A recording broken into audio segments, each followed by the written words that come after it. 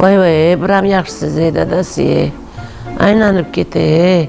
Yaxshiyam shaxmatda o'ynab qo'ygan ekanmiz. Endi boshqa shaxmat o'ynamaymiz. Nima o'ynamas ekansiz?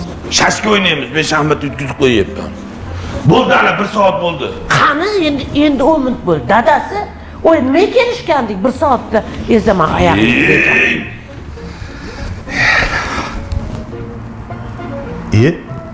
Dada?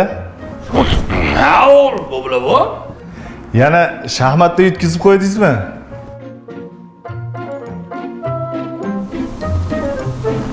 Ko'rdingmi ustundan qilishini? Ko'rdingmi ustundan qilishini? Shasa deganim yo'q.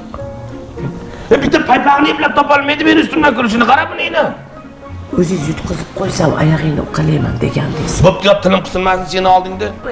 Qancha qoldi?